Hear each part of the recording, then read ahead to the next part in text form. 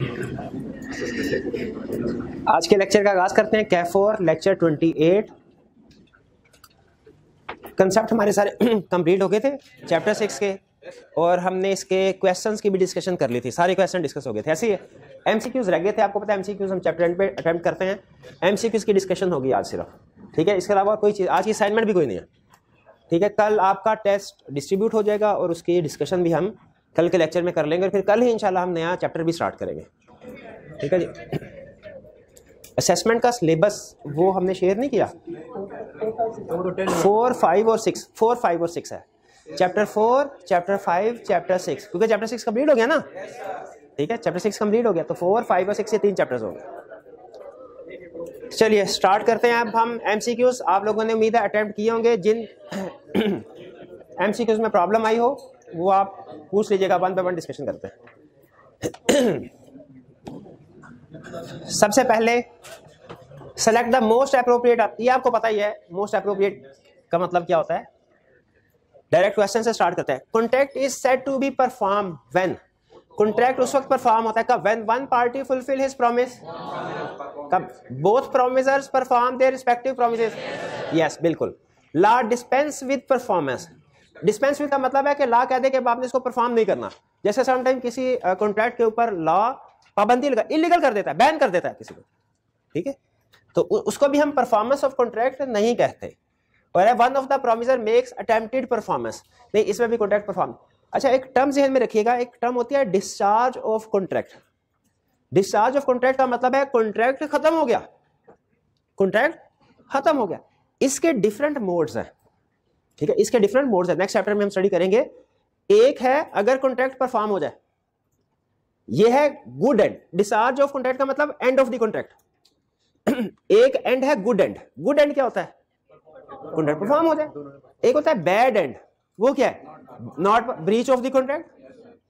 और भी तरीके हैं कॉन्ट्रैक्ट डिस्चार्ज होने के, हर एक अल्लाह ने अलग-अलग नाम दिया हुआ है, ठीक है। लेकिन परफॉर्मेंस ऑफ द कॉन्ट्रैक्ट हो रहा है, ब्रीच ऑफ द कॉन्ट्रैक्ट और चीज है। और इसी तरह समटाइम ऐसा होता है कि लॉ कोई ऐसा अनाउंसमेंट कर देता है जिसकी वजह से अब वो कॉन्ट्रैक्ट परफॉर्म नहीं हो सकता। जैसे लॉ राइस का एग्रीमेंट हुआ था, लॉ ने कहा जी राइस की ट्रेड अब इलीगल आज से। क्या जो राइस के एग्रीमेंट पहले हुए परफॉर्म होंगे? कॉन्ट्रैक्ट डिस्चार्ज हो गया। लेकिन क्या इसे हम ये कहेंगे परफॉर्मेंस ऑफ द कॉन्ट्रैक्ट? क्या इसे ये कहेंगे ब्रीच ऑफ द कॉन्ट्रैक्ट? कि एक पार्टी नहीं, इसे ब्रीच ऑफ द, लेकिन कॉन्ट्रैक्ट तो स्टिल खत्म हो गया, तो इसे डिस्चार्ज ऑफ द कॉन्ट्रैक्ट तो कहेंगे, ठीक है। लेकिन परफॉर्मेंस का मोड नहीं है, ठीक है। ये परफॉर्मेंस नहीं है, ये ब्रीच ऑफ कॉन्ट्रैक्ट भी नहीं है। ये है लॉ ने, यूं कह लीजिए कि by law, discharge by law, ठीक है। और सम टाइम कुछ और भी मोड्स होते हैं। मैं ज्यादा बारीकी में नहीं जाना चाहता, आगे चैप्टर्स में स्टडी करेंगे। फिलहाल सिर्फ इतना ध्यान में रखिए कि discharge of the contract comprehensive term है, जिसका मतलब है कॉन्ट्रैक्ट खत्म हो जाना। इसके डिफरेंट तरीके या डिफरेंट मोड्स हैं, हर एक में अपना अपना इफेक्ट। जैसे परफॉर्मेंस है, ये तो सबसे अच्छी बात है। लेकिन अगर ब्रीच ऑफ कॉन्ट्रैक्ट, इसमें डैमेजेस, पार्टीज जो एग्रीड पार्टी है वो दूसरे से डैमेजेस क्लेम करती है। लेकिन अगर लॉ की वजह से कोई परफॉर्म ना हो, डिस्चार्ज हो, उसमें डैमेजेस भी नहीं मिलेंगे। तो मोड के लिहाज से उसकी आगे इंप्लीकेशन डिफरेंट हो सकते हैं। तो यहां पे कह रहा है परफॉर्म, तो परफॉर्म का मतलब है दोनों पार्टीज अपना काम कर लें। एक पार्टी ने प्रॉमिस फुलफिल किया, दूसरे ने नहीं किया, ये डिस्चार्ज है, सॉरी ये ब्रीच ऑफ कॉन्ट्रैक्ट है। ब्रीच ऑफ कॉन्ट्रैक्ट, इसको हम ये नहीं कहेंगे कॉन्ट्रैक्ट परफॉर्म हुआ। इसी तरह अगर लॉ इसको इलीगल करार दे दे, कॉन्ट्रैक्ट हालांकि खत्म हो गया, लेकिन क्या हम ये कहेंगे परफॉर्म हो गया? परफॉर्म तो हुआ ही नहीं, परफॉर्म तो हुआ तो खत्म हो गया। तो ये डिस्चार्ज तो है, परफॉर्मेंस नहीं है। तो उसमें करेक्ट ऑप्शन क्या हुई? बी। क्लियर? चलिए आगे चलते हैं। अच्छा, इसी तरह आगे चलते हुए हो सकता है कुछ एमसीक्यूज इजी हो, लेकिन अगर मुझे लगे कि कोई टर्म समझानी चाहिए मैं आपको समझा दूंगा, क्योंकि आगे शायद हमने किसी चैप्टर में इसको पढ़ना हो। फिलहाल सिर्फ इतना नोट कर लीजिएगा, discharge of contract comprehensive term है, इसके डिफरेंट मोड्स होते हैं। आगे चलते हैं। Next, second, valid tender required. Tender का मतलब तो आपको पता ही है कि जब हम ऑफर करते हैं as per the contract term कि सर जो हमने आपको प्रॉमिस वादा किया था वो पूरा करने के लिए आ गया। अगर अगली पार्टी एक्सेप्ट कर ले, यह है एक्चुअल परफॉर्मेंस, और अगर अगली पार्टी एक्सेप्ट ना करे हमारा प्रॉमिस, टेंडर। कह रहा है valid tender requires to be unconditional. हाँ, अनकंडीशनल होना चाहिए। फौरी इसको सेलेक्ट कर लें। नहीं, पहले सारे देख लें। हाँ, जब कभी all of the above, none of the above, both A and B, either A and B, neither A and nor B, इस तरह के अल्फाज हो ना, तो उस वक्त भी सारी ऑप्शन को पढ़ के फैसला करना है। To be made at proper place and time, बिल्कुल प्रॉपर प्लेस एंड टाइम। और प्रॉपर प्लेस एंड टाइम से क्या मुराद है? जो कॉन्ट्रैक्ट में स्पेसिफाइड है, और अगर स्पेसिफाइड नहीं है रीजनेबल होनी चाहिए। ठीक,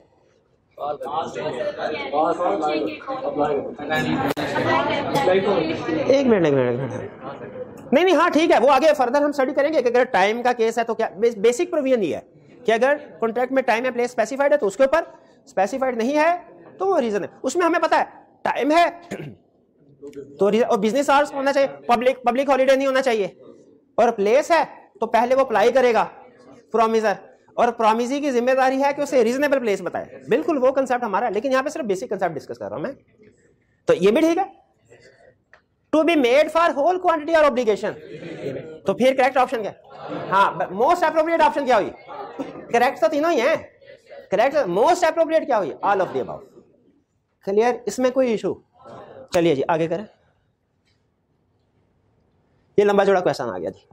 कह रहा है mister A agrees to supply 100 bags of tea to mister B at the rate of ₹1000 per bag on a particular date. अच्छा, पर्टिकुलर डेट कहने का मतलब उसका ये है कि कोई स्पेसिफिक डेट होगी, वो हमें उस तरफ लेके नहीं जाना चाह रहा, इसलिए उसने डेट नहीं दी। स्टूडेंट कहने का सर ये तो अनसर्टन है, उसने डेट बताई नहीं, वो जब उसने कह दिया ना पर्टिकुलर डेट, उसका मतलब उसने कहा कि वो डेट स्पेसिफिक है, एग्रीड है, लेकिन चूंकि वो कंसर्न में टेस्ट नहीं कर रहा इसलिए डेट आपको नहीं बता रहा। हमने कहा ठीक है। मिस्टर बी वाज टू पे subsequently after the supply of T, supply of T के बाद पेमेंट करनी थी, साइमल्टेनियसली नहीं करनी थी, बाद में पेमेंट करनी थी। ठीक है, यानी वो ठीक है, डिपेंडेंट वाला हो गया ना। चलिए बहरहाल हम उस तरफ नहीं जाते। और due date mister A supplies tea and mister B makes payment. Due date पे ए ने टी सप्लाई कर दी, बी ने पेमेंट कर दी। भाई ऐसा तो आज तक किसी पास पेपर पे क्वेश्चन में नहीं हुआ कि सारी चीजें ठीक ठीक हो जाए। सारी चीजें ठीक है तो फिर लॉ किधर गया है? हर बंदा वैसे जिंदगी गुजारे जैसे गुजारनी चाहिए, तो फिर थाने तो जेलें खत्म, सारे अदालतें फारिग हो गई। ऐसा आज तक नहीं हुआ क्वेश्चन में, इसीलिए मैं आगे पढ़ता हूं, आगे शायद कहानी में कोई ट्विस्ट हो। कह रहा है but if on due date mister A take, अगर mister take contracted quantity of tea to mister B is go down and mister B refuses to accept the delivery, state the legal position. लेकिन कह रहा है ऐसा तो हो गया, अच्छा, लेकिन अगर ऐसा होता कि वो डिलीवरी लेके जाता है, एक्सेप्ट ना करता दूसरी पार्टी, तो लीगल पोजीशन क्या होती? तो लीगल पोजीशन ये होती कि जो प्रॉमिसर है उसके लिए एग्रीमेंट ये वाइडेबल हो गया, वो उसको रिसिंड कर सकता है और डैमेजेस क्लेम कर सकता है। ऐसा ही है। उसने कहा first case is attempted performance and second case is voidable contract. Second तो वाइडेबल है, लेकिन फर्स्ट किसको कह रहा है? अच्छा, जो पहले यहां तक हो गया था, यहां उसको फर्स्ट कह रहा है, उसके बाद वाले को सेकंड कह रहा है। ठीक है, फर्स्ट केस इज अटेम्प्टेड, नहीं, फर्स्ट तो एक्चुअल है, ये गलत। B, first case is voidable contract and second is attempted performance. Second ठीक कह रहा है और फर्स्ट पहले वाला गलत कह रहा है। वो तो वैलिड हो गया ना, वो तो परफॉर्मेंस हो गई, वो तो हो गया कॉन्ट्रैक्ट डिस्चार्ज थ्रू परफॉर्मेंस, वो तो हैप्पी एंडिंग हो गई, वो वाइडेबल थोड़ी है, वो तो वैलिड है। ये भी गलत option. C, first case is actual performance and second is attempted performance, ये ठीक है। लेकिन सीखने के लिए फोर्थ डी भी डिस्कस करते हैं। फर्स्ट केस इज अटेम्प्टेड, नहीं भाई, पहली वाली तो actual, and second is actual, नहीं सेकंड उलट कर दिया। तो करेक्ट ऑप्शन क्या हुई हमारी? कोई प्रॉब्लम? आगे चलें। Which one of the following is not a joint promise? Several joint promisors with a single promisee. एक मिनट है, एक मैंने आपको लॉ में कुछ टर्म्स बताई हुई हैं जिनके डिफरेंट मीनिंग्स होते हैं। नहीं, वैसे कोई कभी सम टाइम ऐसा होता है ना, हम रूटीन की लैंग्वेज में कोई वर्ड बोलते हैं उसका मतलब कुछ और है, लॉ में उसका मतलब कुछ और होता है।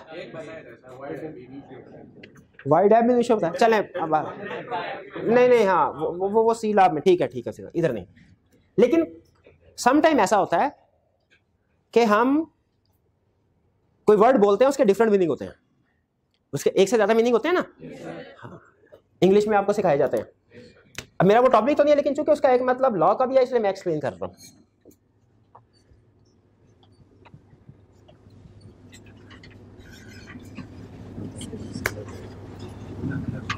सेवरल का मतलब क्या है? सेवरल ही बोलते हैं ना,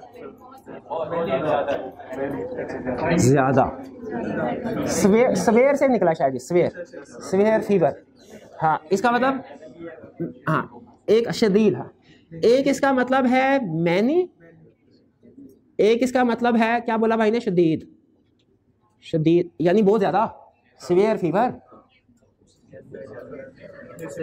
मैनी और मैनी होता है सेवरल का, नहीं सेवरल का मतलब हाँ अगर क्वांटिफाई करें तो उसको मैनी है। यहाँ पे जो टर्म यूज हुई है सेवरल जॉइंट प्रोमिजर, इसे क्या मराद है? मैनी हाँ कई, ये इस कंटेक्स्ट में यूज हुआ है, लेकिन सम टाइम इसका मतलब शदीद भी होता है, बहुत ज्यादा। जैसे सेवरल लाइबिलिटी, मिस्टर ए की लाइबिलिटी सेवरल है, इसका मतलब क्या है? शदीद। वो सारे पैसे अदा करने का पाबंद है, चाहे जितने मर्जी हो, चाहे इसके लिए उसे अपना घर बेचना पड़े, सारे पैसे अदा करने के लिए लायबल है। क्यों? लाइबिलिटी सेवरल है। सेवरल का मतलब समझ रहे? सेवरल का मतलब मैनी, सेवरल का मतलब शदीद। ये कंटेक्स्ट आपको बताएगा कि वो किस मीनिंग में यूज हो रहा है। जैसे इसके कंटेक्स्ट ने हमें बता दिया सेवरल, यहाँ पे शदीद वाली नहीं, वेरी वाली नहीं, मैनी वाली कंटेक्स्ट में। लेकिन अगर किसी जगह कहे joint liability of joint promisor is several, तो हाँ बिल्कुल वो सारी की सारी अमाउंट पे करने के लिए पाबंद होगा। सारी हमने पढ़ा था, दो प्रोमिसर मिलके कहते हैं हम तुमको 1 लाख रुपया अदा करेंगे, तो वो बैंक किसी एक प्रोमिसर को पकड़ के पूरे पैसे निकलवा सकता है, तो उसकी लाइबिलिटी क्या हुई? सेवरल। यहां पे सेवरल का मतलब क्या? तो ये नोट कर लें। फिर है एक जॉइंट प्रोमिसर, इसमें भी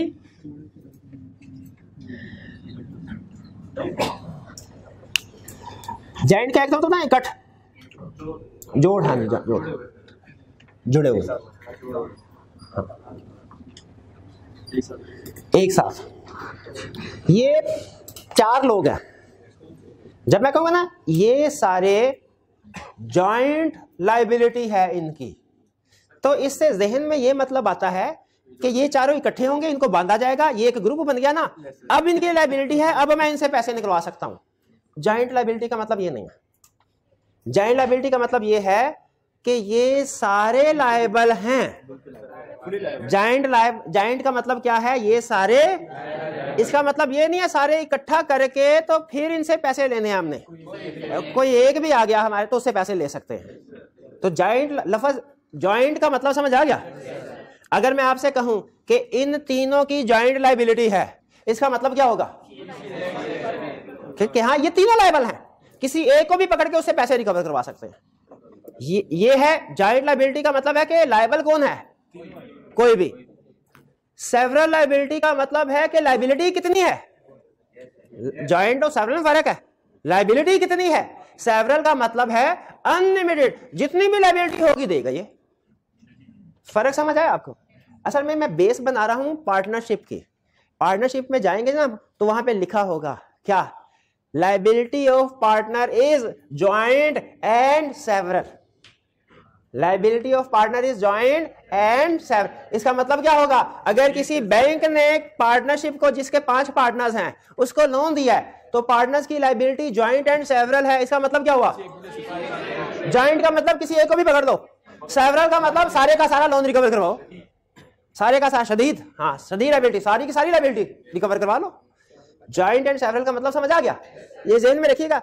कभी सेवरल का कंसेप्ट किसी और कॉन्टेक्स्ट में यूज होगा, कभी किसी और में ज़हन में रखिएगा। और जॉइंट का मतलब भी ज़हन में, जॉइंट से ये ज़हन में ना एक कंसेप्ट कि सारे इकट्ठे होंगे फिर ही पैसे मिलेंगे, नहीं नहीं नहीं नहीं। जॉइंट का मतलब है सारे लायबल है, किसी एक को भी पकड़ ले। ठीक, चलिए जी वापस। सेवरल लायबिलिटी का मतलब अनलिमिटेड लायबिलिटी, जिंदगी आसान। सेवरल लायबिलिटी का मतलब अनलिमिटेड लायबिलिटी। कोई भी एक पे करेगा, कोई भी एक, जो आपके हमारे हाथ, जितने भी जॉइंट प्रोमिसर हैं उनमें से कोई भी हमारे हाथ चढ़ गया, सारे पैसे उसे लेंगे।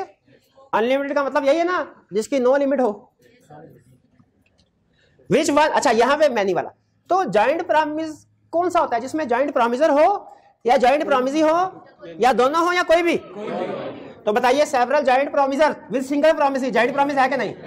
लेकिन हमने कौन सा ढूंढना है? नहीं है। फिर single promisor with several joint promisee, ये भी जॉइंट प्रोमिस है। Several joint promisor with several joint promises, single promisor with, ये जॉइंट प्रोमिस नहीं। क्लियर? D option correct. आगे चलते हैं। Fifth, Mr. X borrowed sum of rupees 100,000 from Mr. Y for 2 years. After 1 year, Mr. X dies, and Mr. Z, who is legal representative, X का inherits property of rupees 60,000. उसको जायदाद में से हिस्सा मिला। अच्छा मुझे बताइए, ये जब लीगल रिप्रेजेंटेटिव को ट्रांसफर होते हैं, सिर्फ राइट्स ट्रांसफर होते हैं कि लाइबिलिटीज भी?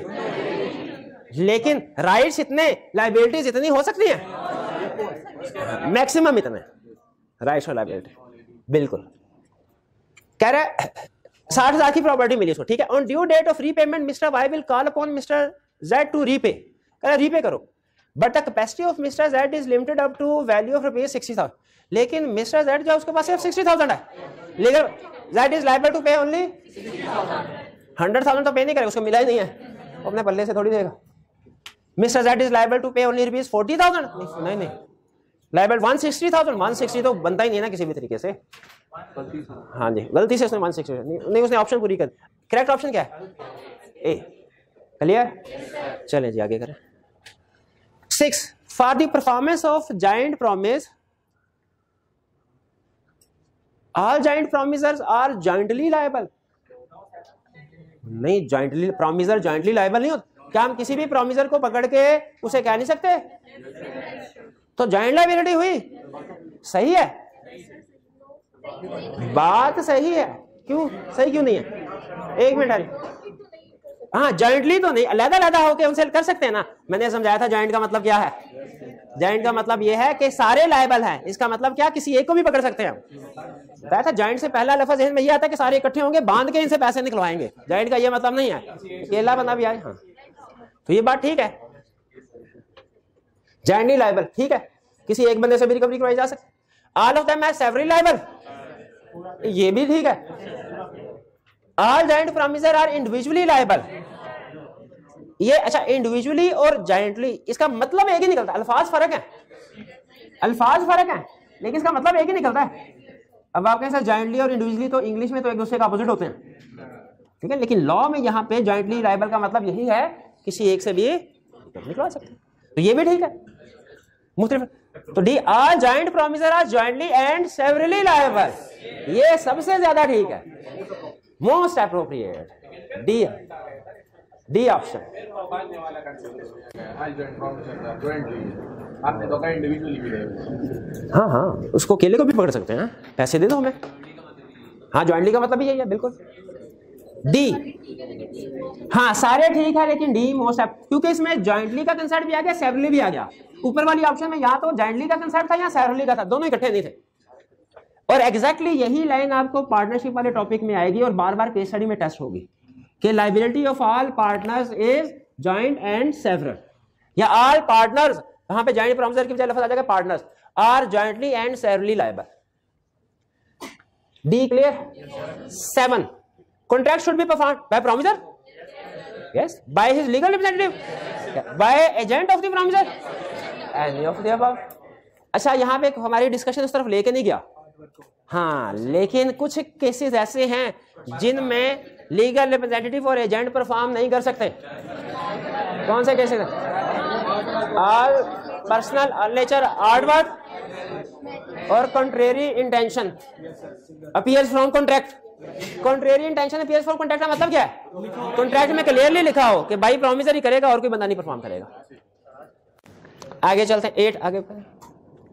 Mister A and mister B है borrowed from sum of rupees 10,000 from joint promiser single promissory, क्योंकि अब इन्होंने वादा किया होगा कि हम तुम्हें सी को 10,000 रुपए दे देंगे।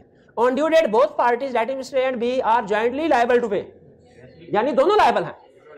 दोनों लायबल का मतलब दोनों इकट्ठे होंगे तो लायबल है। दोनों लायबल का मतलब है दोनों में से कोई भी हमारे पास आ गया liable. If before the payment mister A dies who will be liable to pay? Mister A के legal representative along with mister B. Can mister B is liable? नहीं भाई A liable, mister B liable to pay 15,000? नहीं 15 कहां से आ गया? तो वैसे उसने ऑप्शन बनाई। The legal representative mister A along with mister B is liable to pay. Yes legal नहीं सिर्फ लीगल रिप्रेजेंटेटिव नहीं, ना तो सिर्फ लीगल रिप्रेजेंटेटिव लायबल है ना सिर्फ मिस्टर बी लायबल है। C correct.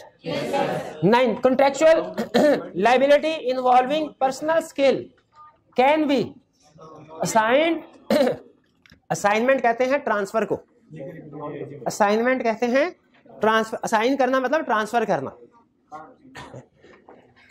Involving personal skill can be signed, can not be assigned, ये ठीक, ये उसमें वैसे option must be assigned, should be assigned नहीं, कैन नॉट बी असाइंड। और अगर contractual liability not involving personal skill होता वो कैन बी असाइंड, वो कैन बी, लेकिन ये जो है ये कैन, बी ऑप्शन करेक्ट होगी। 10 when the time is an essence of a contract, promiser fails to perform his promise on time, तो क्या होता है? अच्छा, अच्छी प्रैक्टिस ये है कि आप ऑप्शंस को पढ़ने से पहले अगर सिचुएशन से अंदाजा लग रहा हो ना तो आप अपने जहन में कंसल्ट रिवाइज कर लें। टाइम एसेंस है, प्रोमिसर ने परफॉर्म नहीं किया, प्रोमिसी के लिए ये वाइडेबल हो गया, वो कॉन्ट्रैक्ट को रिसेंड कर सकते हैं और प्लस डैमेजेस क्लेम कर सकते हैं। Contract becomes voidable at the option of promisee, yes yes. Contract becomes void, no. Contract becomes unenforceable, no. Promisor must pay compensation to the promisee, ये प्रोमिसी होना चाहिए, प्रोमिसी, हाँ डबल ही होना चाहिए। प्रोमिसर फेल्स टू परफॉर्म तो contract becomes void, ठीक है, तो ये भी तो ठीक।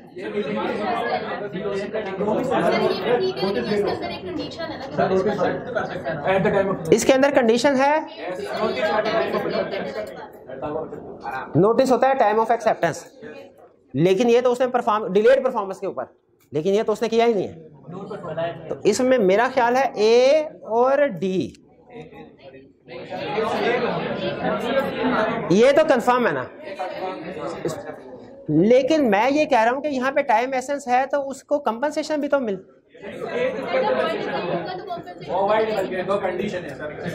अच्छा आप ये अज्यूम कर रहे हैं कि इसके अंदर ही वो कवर हो रहा है, मुझे शक है। बहरहाल ए तो करेक्ट है ही है, इसमें तो कोई, मेरे ख्याल में डी भी करेक्ट है, इसको नोट कर लीजिए, इसको देखेंगे फिर। मेरे ख्याल में ए और डी, लेकिन बार एग्जाम में अगर हो तो हम ये ऑप्शन सेलेक्ट कर लेंगे क्योंकि ये ज्यादा बेहतर, मोस्ट एप्रोप्रिएट, ठीक है ठीक। 11 which one is not a reciprocal promise, reciprocal promise के तीन है, mutual and separate promises, mutual and independent होता है, म्यूचुअल एंड डिपेंडेंट भी होता है, म्यूचुअल एंड कंकरेंट भी है, तो करेक्ट ऑप्शन क्या है? ए, ये रेसिप्रोकल प्रॉमिस नहीं होता। आगे चले ऊपर थोड़ा सा, payment received by the creditor must be appropriated for discharging debt which has been borrowed at last, नहीं according to instructions given by the debtor के इंस्ट्रक्शंस के मुताबिक हो, in a logical sequence of the debt, नहीं ये logical sequence तो पढ़ा ही नहीं हमने। Which has been borrowed at first, ये उस सूरत में होता जब डेटर और क्रेडिटर दोनों ने एलोकेशन ना की, तब ये डी ऑप्शन, तो हमारे इस केस में करेक्ट ऑप्शन है B, according to instructions given by debtor. 13 mister X promises to sell standing timber to mister Y as per the terms of contract, mister X will cut and cart the timber, timber को लकड़ी शकड़ी है जिसके लिए वो agreement कर रहा है कि मैं आपको लकड़ी प्रोवाइड करूंगा, आप उसका मुझे फर्नीचर बना के दोगे। Whereupon mister Y will take it away and pay for it, वो उसे खरीदेगा, उसको पेमेंट कर देगा। Mister X cuts only a part of timber and neglects to cut the rest. For example अगर एग्री हुआ था कि वो हमें 100 मन जो है वो प्रोवाइड करेगा गुड्स को, जो भी गुड है, तो उसने 20 के बाद कहा मैं मजीद सप्लाई नहीं कर रहा। Mister Y wants to initiate legal proceedings, suggest him the legal action. क्या लीगल एक्शन हो सकता है भला? कॉन्ट्रैक्ट वाइडेबल है क्योंकि उसने परफॉर्म नहीं किया, कंपनसेशन भी क्लेम कर सकता है। ये मिलता जुलता है ना वो सिंगर वाले से, उसने 4 मंथ्स का कहा था या जितने भी, तो 2 मंथ्स के बाद उसने छोड़ दिया था, तो हमने कहा था थिएटर के मालिक के पास क्या ऑप्शन है? वाइडेबल प्लस कंपनसेशन क्लेम कर सकता है। Mister Y may void contract, yes. Mister Y may claim compensation from X, ये भी यस है। Mister Y does not have any legal remedy, है ना। Mister Y may avoid the contract and claim compensation, इसमें देखिए उसने दोनों कर दे, इसलिए मैं ऊपर भी कह रहा था दोनों होनी चाहिए वो जो केस था। तो डी ऑप्शन हमारी करेक्ट होगी, कॉन्ट्रैक्ट वाइड भी वाइडेबल भी है, कंपनसेशन भी ले सकता है। क्लियर? आगे चले, अब नहीं आगे चले, आगे 14 मिस्टर करम। अच्छा इसमें 2 नाम है, मिस्टर करम है और करीम है। जब मैं पहली दफा पढ़ रहा था तो कंफ्यूज हो गया था, आपने दोनों में फर्क ध्यान में रखना है। मिस्टर करम ओव सेवरल डेट्स टू मिस्टर करीम, यानी किसने किसको पैसे देने हैं? मिस्टर करम ने करीम को पैसे, which are of distinct amount and payable on different dates. One of the debts has become time barred, which Mr. Karim cannot legally recover from Mr. Karam. On a particular date, Mr. Karam makes a payment but does not give any instructions. गलती कर दे, instruction नहीं दी. State the legal position with regard to the appropriation of payment. कैसे appropriation होगी? करीम चाहे तो जैसे मर्जी कर ले, टाइम बार्ड की भी रिकवरी कर सकता है। Mister Karim has no right to apply this payment for time barred debt, गलत है, राइट उसका कर सकता है। Mister Karam instruction has to be followed, instruction दी नहीं तो फॉलो कैसे करे? खुद फोन करके पूछ ले, नहीं नहीं ला ये नहीं कहता। Mister Karim has to obtain courts advice, mister Karim has a right to apply this payment for time barred debt, D option correct है।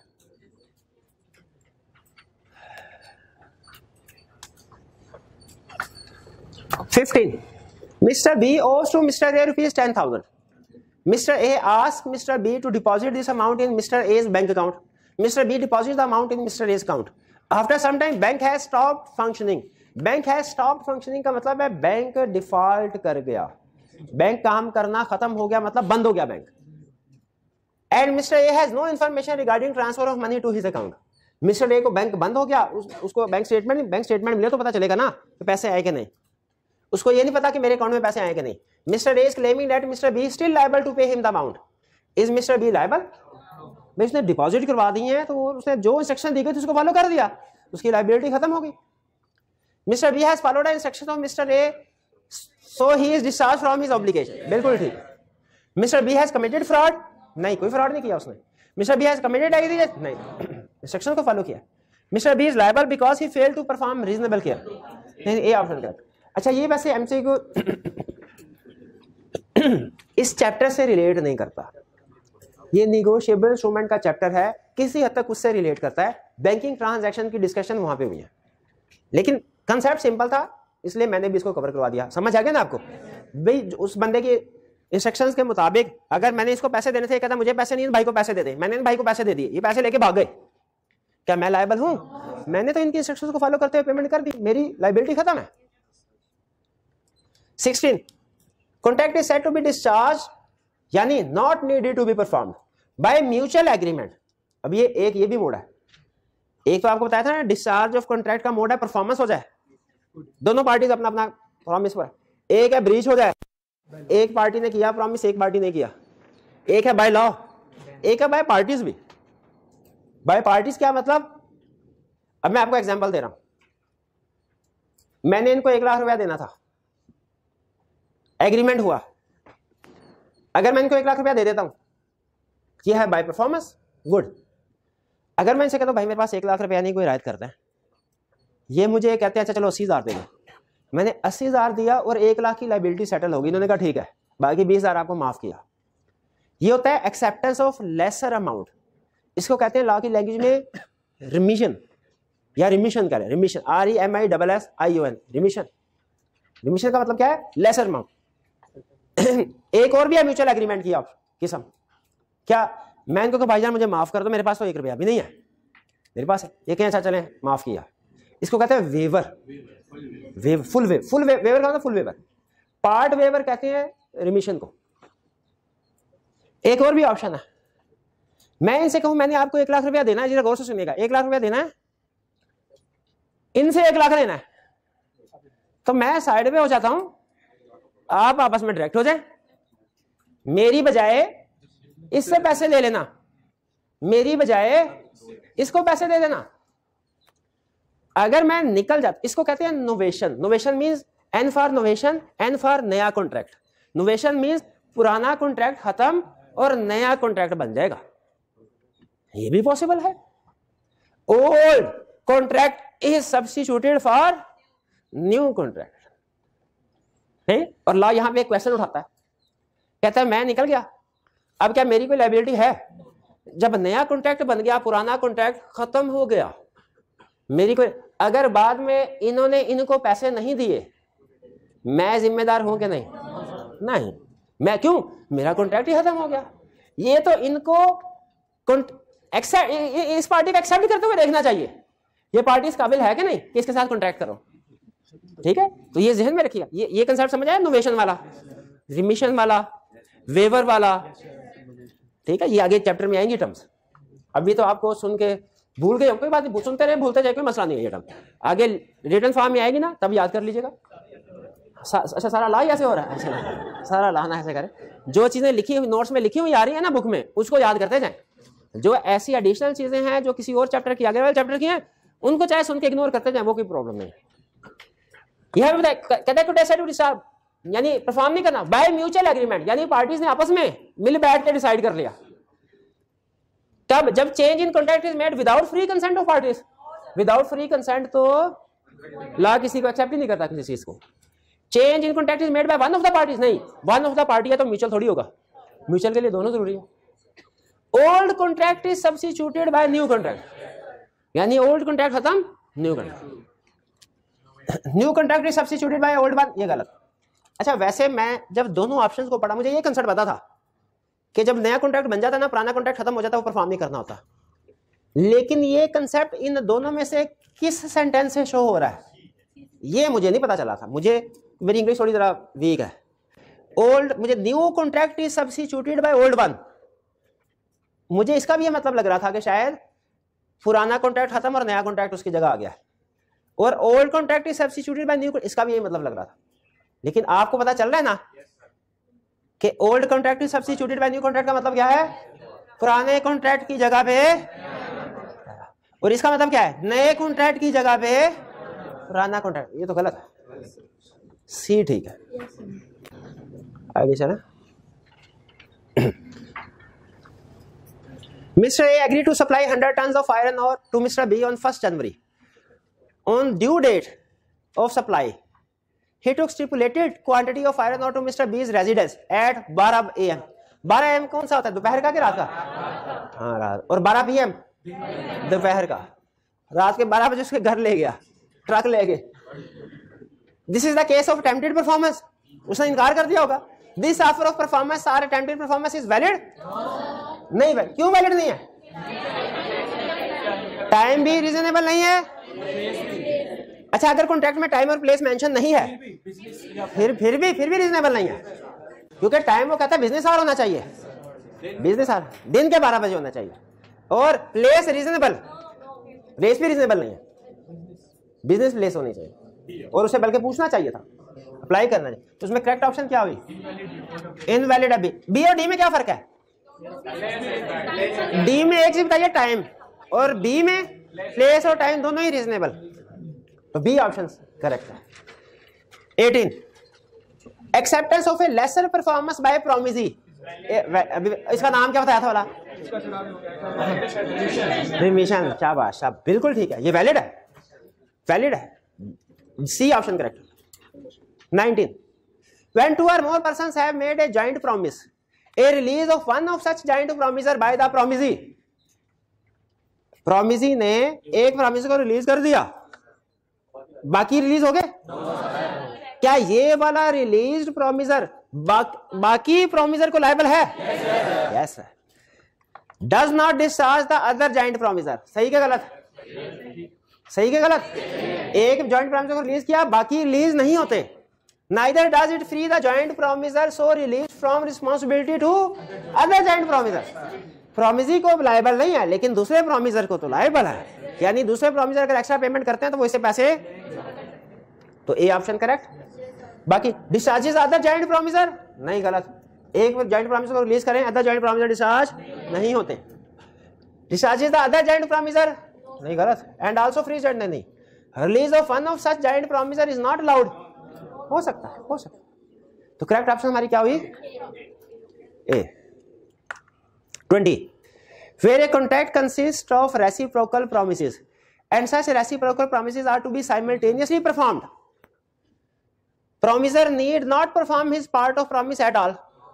नहीं करना चाहिए, लेकिन करने से पहले वो दूसरी पार्टी को कहेगा सर हाँ शो करवाए कि आप विलिंग है। B, promiser need not perform his part of promise unless promisee is ready and willing to perform his reciprocal. ठीक है। B, promiser has to complete promise to perform his promise first. नहीं, वो तो dependent हो जाएगा ना। There is not valid contract between parties, नहीं valid contract है, तो करेक्ट ऑप्शन हमारी क्या हुई? B.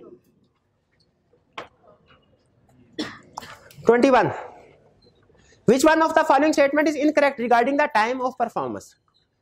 where time is of the incorrect statement ढूंढनी है। time is of the essence of a contract, a slight delay shall not allow the agreed party the right to terminate a contract। जब time essence होना तो थोड़ा सा भी delay हो जाए, टाइम एसेंस है, थोड़ा सा भी 1-2 दिन का भी डिले चाहे हो जाए, बर्थडे गई।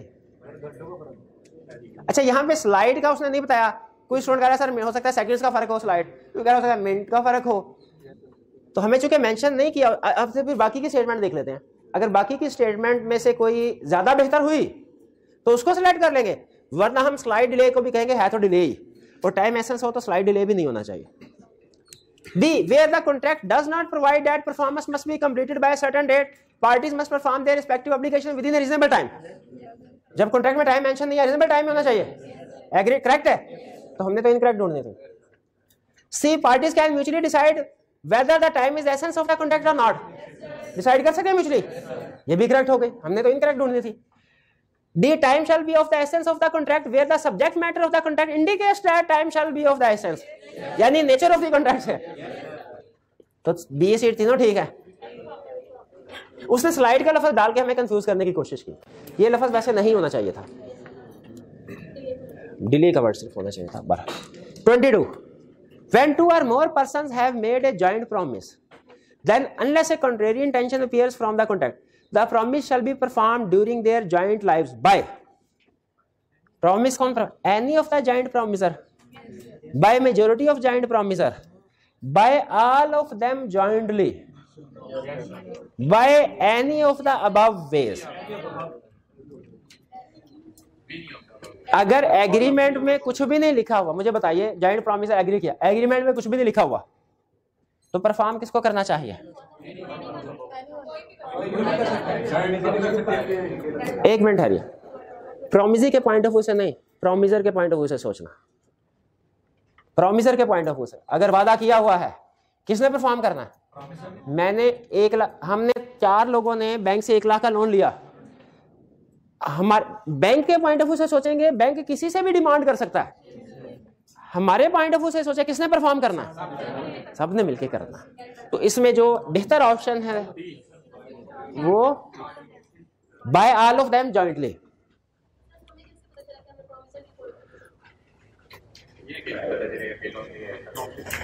ये कैसे पता चला? हमने प्रॉमिसर के, इसमें वैसे क्लियर होना चाहिए था कि कौन डिमांड कर, किससे डिमांड किया जा सकता है। हाँ जी, प्रॉमिसी के पॉइंट ऑफ व्यू से बिल्कुल, हम उस पॉइंट ऑफ व्यू से any one of the joint promiser correct option है, ठीक है।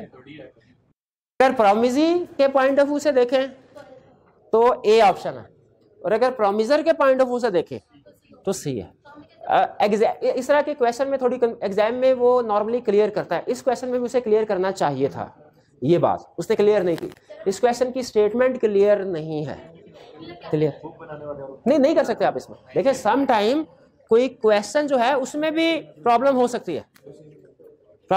है, तो यहाँ पे मेरा ये ख्याल है कि इस तरह का क्वेश्चन अगर आए, मैं अगर एग्जामिनर हूं तो ए ऑप्शन को भी सिलेक्ट कर लूं और सी, दोनों को ठीक कर दूं, ठीक है जी। मेजोरिटी वाला तो है नहीं आता ना, अगर मेंशन नहीं किया हुआ, ठीक है। यहाँ तो एक होगा, यहाँ ऑल होंगे, ठीक है जी। आगे चले 23।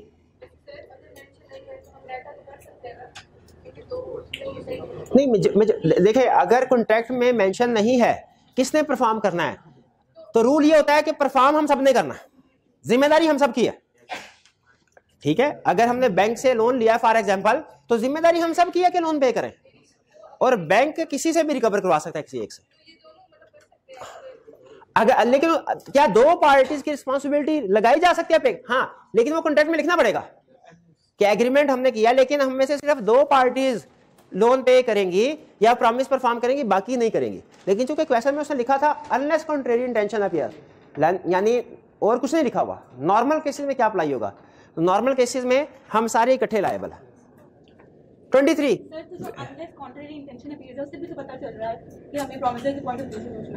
हाँ, क्योंकि कॉन्ट्रैक्ट में लिखा हुआ है तो उसमें प्रॉमिसर के पॉइंट ऑफ व्यू से, लेकिन बहरहाल क्वेश्चन में फिर भी एम्बिग्यूटी है, ज्यादा इसको पढ़ के अंदाजा हमारा प्रोमिसर की तरफ ही जा रहा है, ठीक है, लेकिन उनका पॉइंट भी वैलिड है कि वो प्रोमिसी की सेंस भी निकल रही है। 23 where time for performance is specified in a contract, the performance has to perform without application by promisee. The promiser shall perform after specified time in the contract as per his own choice. Either of the promiser should wait for the application by the promisee and need not perform before that date.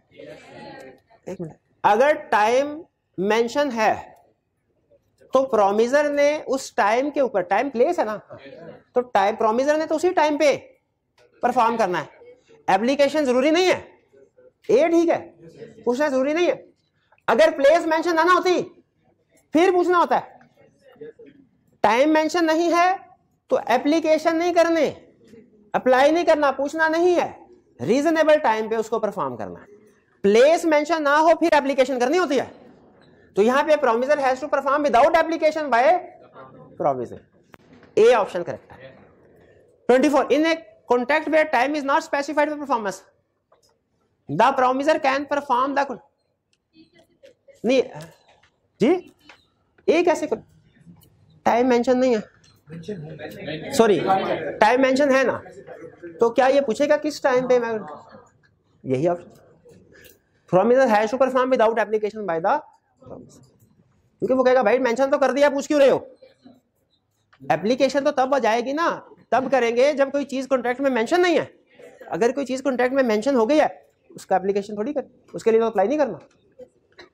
20 in a contract where time is not, इसमें time not specified आ गया, ठीक है। वो मेरे दिन में ये चल रहा था जब मैंने कहा था प्लेस के केस में हम अप्लाई करते हैं, टाइम के केस में the promisor can perform the contract any time, shortest possible time, within reasonable time, within the latest time. C option correct है।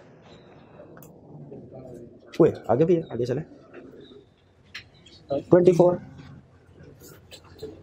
ये कल ना कर लें, हाँ, क्योंकि वो जुम्मे का टाइम है। अच्छा, इसी में मसला जो मैंने कल करवाया उसी 25 में, तेरे कोई बात नहीं, इंशाल्लाह कल तक इंतजार कर लें। हाँ, जुम्मे का टाइम ना वो डिले ना हो जाए। तो बाकी के 3 क्वेश्चन रह गए हमारे, कितने रह गए? कल इंशाल्लाह कल की क्लास में 3 डिस्कस करें। आज का लेक्चर यहाँ पे खत्म करते हैं। अल्लाह हाफिज।